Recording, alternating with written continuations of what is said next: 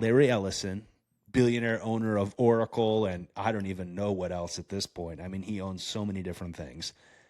Apparently, who I believe Larry Ellison is in his 80s, I think he's almost 90. He's like 89 or something. Yeah, I think he is actually. And he's got one of those young, hot, young little fangs as a wife. I believe she is 33. Yes, and let me be. I'm not sure if they're married. Okay, yeah, Larry Ellison has a 33-year-old wife who is definitely a Chinese spy. Fascinating. She's a Chinese spy. This is why this is weird to me. Wouldn't people notice if Jack Ma, the owner of Alibaba, was married to like Miss Texas? Right? That would cause a little bit of a pause amongst many observers. Yeah, yes. 30-year-old former Miss America is married to a Chinese billionaire. Right. So it's kind of weird. Larry Ellison is married to a 33-year-old Chinese woman who went to University of Michigan. Go Blue. Go Blue. I have no idea what she studied. It doesn't matter. Maybe it does. But this is why I think she's a Chinese spy. Okay. If you let's switch this up. Let's go back to this example where Jack Ma is married to like 30-year-old former Miss America. Mm-hmm. If I was in the CIA, I would be like, we need to go talk to her. We have all her information, and she is intimately involved with one of the most influential people in China. I know Jack Ma had his whole disappearing incident, so you can argue about how influential he is, but I would be like, we need to go talk to her. I just assume that if people from your country are involved with very powerful people from another country, especially romantic partners, like that country's security services are going to make it a priority to be in touch with those people. Mm-hmm. Further evidence for my theory that Larry Ellison is biblically knows a Chinese spy. Okay. All right. Don. Okay. I gave you the floor here to introduce this. Okay. I really did. You haven't said anything other than she's a Chinese spy because she's from China and married to a billionaire. Now, I admit there's a gold digger situation going on here. Okay. The fingers up. Give me a little more evidence here so I can get on your team on this one. A lot of China's AI inference, or not the inference, the training, the compute for training their models comes from an Oracle data center in Malaysia, which I believe was built after they, got together. Together. This is like his 7th or 8th wife. Maybe it's his 9th wife. I don't know. Wow. Right. I hope there's a strong prenup there. Yeah, there definitely is. But maybe not. All I want to say is this. They married this is for kind love. Of crazy. God. You're right. They're in love. They're so in love. Do you want to see a picture? Man. For those who can't, hear, those who can't. So as Don brings this up, I must admit, I have never seen her before, and I'm thinking she must be quite a looker. Here we are. It's a little bit zoomed out, and she has a baseball cap on. But, I mean, she looks cute from this angle. But I'm not sure if she's billionaire wife material, especially with that age differential. It sounds like this first surfaced because she was instrumental in getting Michigan to getting the number one high school quarterback in the United States to commit to University of Michigan. I guess she made some calls. Yeah, so I guess this was taken in 2018. I think she's 33 right now. Like this has been going on for a long time. So this photo. This is pre-data center. So China starved for chips. Oracle in 2022 starts this crazy AI build out. They build a gigantic data center in Malaysia, and suddenly all of these Chinese models are coming out that are competing with American frontier models with a fraction of the compute, and a lot of the training compute comes from Oracle. I see. This all makes sense now, right? Do you understand now, Brederick? You're starting to paint a more compelling picture. It took me a little bit to follow you there, but I understand what you're saying now. I am still going to put this as dubious, but it's not. There's at least directionally some pretty compelling evidence, I would say. Like circumstantial, like this makes sense. Like we need someone who can make moves in the tech community to get on our side. This man is a known like he could be susceptible to a young hot thang Chinese woman flying over. A lot of Chinese people in the Bay Area. Like so he has experience with this people group, let's say. Ergo, we get our agent in there, this young lady. She then starts to influence our man who is capable of making things happen in the Bay Area due to, one, his wealth, his connections. He's also just, he didn't become a billionaire just hanging out. He has agency. And then the follow through is pillow talk. She says, actually, Larry, I need you to build a data center in Malaysia outside the influence of U.S. export control. And you give access to Chinese AI frontier lab moonshot. And she's like, for my birthday, Larry. For my birthday. And he's just like, it's 50% Botox. He's just like, yes. yes, I will do that like for the cigarette voice. Yes. Yes. Thank you. Me love you long time. Yes. With giving us big data center. I think that's not okay. There are other prominent people. You're not crazy. I want to be very clear to the audience that while I am making fun of Don, I don't think he's proposed far crazier things. This is not that crazy. This is very reasonable. Let's also. I would not go to say very reasonable, but I would say it's directionally. I could get behind this. I think. Okay, let's talk about spies. How do spies work? Okay. Right? You have people you have foreign nationals or people from your country that come into contact with other foreign nationals, many of them organically, right? And then you have someone at like the PLAs or whatever their spy division is. I assume it's part of the PLA for some reason. Everything is, and I think that's how it works over there. That stands for People Liberation Army. Yeah. They have people that go to like their version of The Farm or Quantico, and then they go out and they go and contact all of the important people. And even if they don't want to, right? I'm not saying that she wants to ask Larry Ellison to give her a data center in Malaysia for her birthday, but she could have been blackmailed into that, right? Oh, yeah. They're like, yeah, she dude. married Larry Ellison.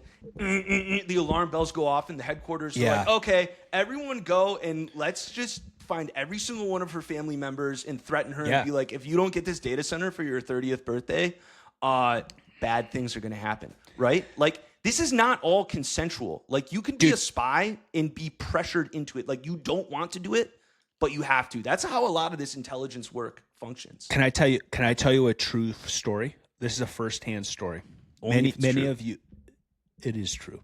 Okay. Many of you know, listening, I went to graduate school at Berkeley in the Bay Area, and obviously I knew many mainland Chinese guys personally, quite well, some of them, because I was in classes with them, I was in programs with them, and there was one guy, I'm not going to dox him, in particular, that I used to, I talked to this guy a lot because he was in the same building as me, and I knew him personally as a friend. We got food together, this, that, and the other, and I always used to make these jokes about all sorts of crazy stuff the Chinese were doing, the social credit score, like all of these different things.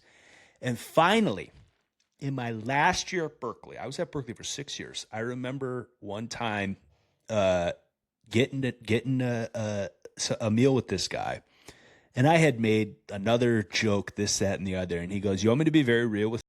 And I go, "Yeah." And I go, "Yeah, of course." I said, "I thought we were, we're kind of like work friends, this, that, and then." He goes, and I never told this part of the thing. Every time I would make like a joke or this, that, and the other, he would always come back with like the standard Chinese party line. And it would always kind of be in this funny, like joking way, but it was always like an official CPP line, right? CCP line. And then in my last year at Berkeley, last semester, we're getting lunch. And he goes, I'm going to be very honest with you. He goes, for the years, you've been saying all this crazy stuff. And I've actually agreed personally with almost everything. But I know for a fact that the Chinese embassy recruits Americans to spy on Chinese people and report back things. And he goes, but you've been so consistent and you say so much outlandish shit that there's just no way that you could have done this. And I like added up a few like interactions and I just realized that you're just kind of a crazy American. But I just wanted to tell you off the record that I like agree with almost everything that you've said, but I could never say it publicly. That's a true story. Yeah. He's like, Brederick, So I trust you. I Exactly. waited. I followed you for a week to see if you would go to the embassy or contact your handler, and I trust you. Well, Never did. So we're talking I'm about. just saying to your point though, Don, is you're onto something. Like that is true. A lot of this is blackmail based. Yeah. So okay, what's her name? Jolyn. Her name is Jolyn. So Jolyn, she could be from the PLA honeypot command, or she could be a regular person. But there's no way she is not in like the top 10 list of people we need to force to do stuff, right? And look at a lot of these Chinese researchers that come to the United States. I guarantee you that if you are a prominent Chinese worker in any major American firm, you have been contacted or are being monitored by some sort of foreign intelligence or some sort of like Chinese government intelligence asset. And the United States may do the same thing, to be totally honest. I don't know if they do, but I don't know either. I remember speculation that in the Hunter Biden was dating an Israeli woman, and there were people speculating like, oh, this is a risk, right? But I'm like, if you were the Israelis and you have this single guy who is the son of the president, why would you not be like, like I was about to make up like an Israeli name for I know, it's all honeypot right. command. I'm not going to do it. So they go to their honeypot command and they're like, number one target, like the King of Hearts or however the card system works, Hunter Biden. Yeah.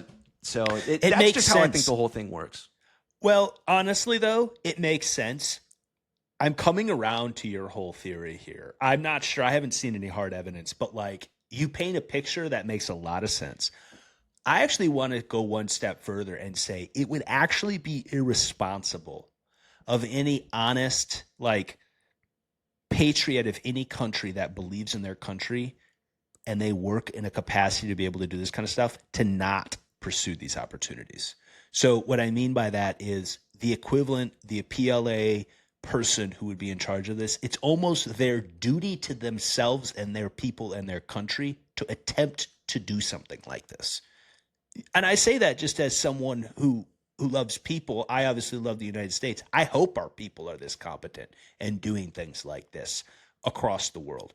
But it's almost like, I think Donald Rumsfeld was the guy that said responsible allies spy on each other. Wasn't he the guy that said that? Dude, who is the American that married into the royal family? What's her name? Yeah, Meghan Markle, I think is her name. Meghan Markle came from Quantico Honeypot School. They picked her out of Hollywood, and they were like, Meghan, we have a mission for you. What is it? Infiltrate problem with the her, British royal family. The problem with her, though, is she, I think, and I'm not a royalty expert, but didn't she actually blow up the royal family? Didn't they, like, extricate themselves from the royal family? Oh, maybe that was part of the plan, Brederick. I see. I don't know. I see. Look, honestly, you're right. You could be right, man. Okay. So the example I had earlier with Jack Ma, like getting married to Miss America several decades younger than him, I think the more accurate analogy here with the data point of the data center in Malaysia would be like, what's her name? Like Kate Upton getting married to Jack Ma, and then Alibaba partnering with Whirlpool to build the world's biggest drone manufacturing facility in Tijuana. That's kind of the comparison here. Is that a fair comparison? I think that would be quite analogous. Yes, I think you're right. And when the last part of the analogy way, is no one really says anything. Jack Ma walks around with Kate Upton. In China, they go to, I don't know, whatever activities, and everyone's like, oh, that's normal. Is it? Yeah, that's normal. Is it? That's normal. Come on, guys. Yeah. Whatever. Good for Larry Ellison and good for China. Good for It's not normal. Good for Malaysia. It's not normal. Yeah, I mean, good for the royal family. It's all this stuff is upsetting because it's not insane. I mean, I think it's a little more than I see evidence for, but it's one of those things that, like, in a few years, I could see some dossiers getting leaked that confirm maybe this not in whole, but in part. Look, if I ran an intelligence agency, which I don't, for the record, internet, I do not run an intelligence agency. Don does not run an intelligence agency. I would just have a list of all of the most important people that I want to get leverage over. And the list would always start with business, with political and business and military leadership. Excuse me. And you best believe Larry Ellison, who was briefly the richest person in the world, like 2 years ago, 3 years ago, something like that. I mean, he's at the top of every single country's list of get influence on this guy. And so I just think you have to think that's the way the world works. I think if you don't, you are misunderstanding what the job of these intelligence agencies, and also the risks for people in power. Like, if you reach a certain amount of power, if you get a certain amount of spotlight, you will get on that list and people will target you, and they'll send, depending on how they feel about you, they'll try to honeypot you, bribe you, assassinate. Like, you'll just be on the list, and they'll start being like, what's the playbook for this person on the list? Dude, stuff is weird like that. And I'll just share another story. So, you and I